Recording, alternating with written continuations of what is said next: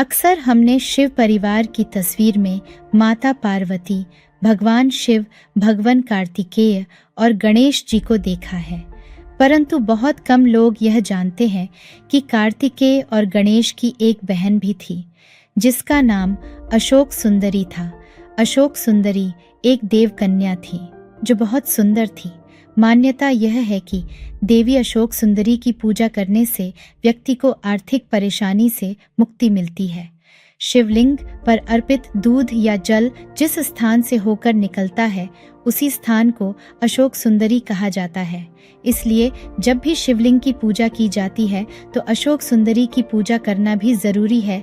अशोक सुंदरी के जन्म की कहानी पद्म पुराण में मिलती है।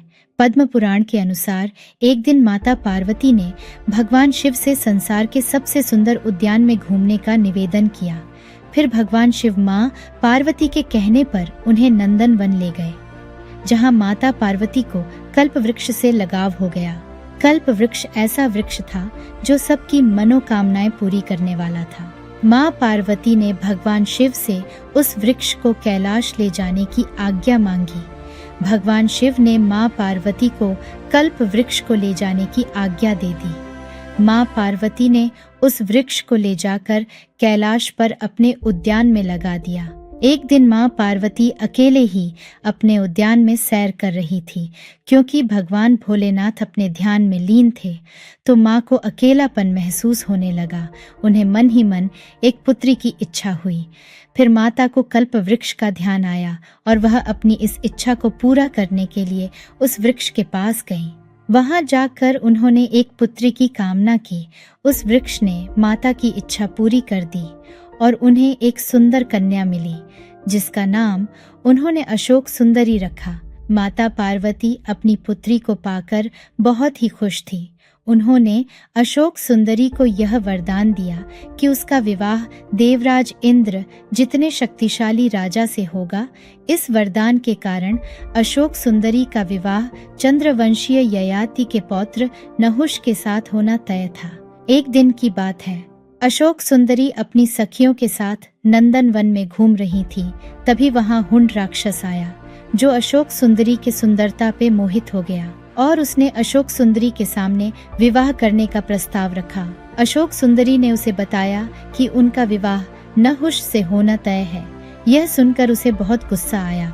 उस राक्षस ने अशोक सुंदरी से कहा कि वह नहुष को मारकर उससे ही विवाह करेगा।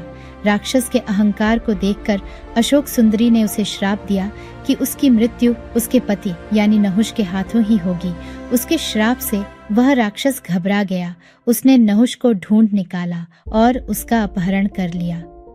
जिस समय हुंड ने नहुष को अगवा किया था उस समय वह बालक थे, लेकिन हुंड की एक दासी ने किसी तरह राजकुमार को बचा लिया और उसे ऋषि वशिष्ठ के आश्रम आई, जहां उनका पालन पोषण हुआ।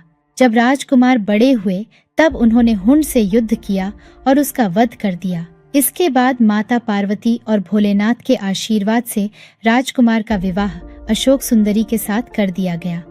विवाह के बाद अशोक सुंदरी को ययाति जैसा वीर पुत्र और 100 रूपवान कन्याओं की प्राप्ति हुई। उनके पुत्र भारत के चक्रवर्ती सम्राटों में से एक थे और उन्हीं 5 पुत्रों ने पूरे भारतवर्ष पर राज किया। उनके 5 पुत्रों के नाम थे पुरु, यदु, तुर्वस, अनु और द्रुहु। इन्हें वेदों में पंचनंद भी कहा जाता है। ऐसी और पौराणिक कथाओं और कहानियों को सुनने के लिए हमारे चैनल से जुड़े रहिए।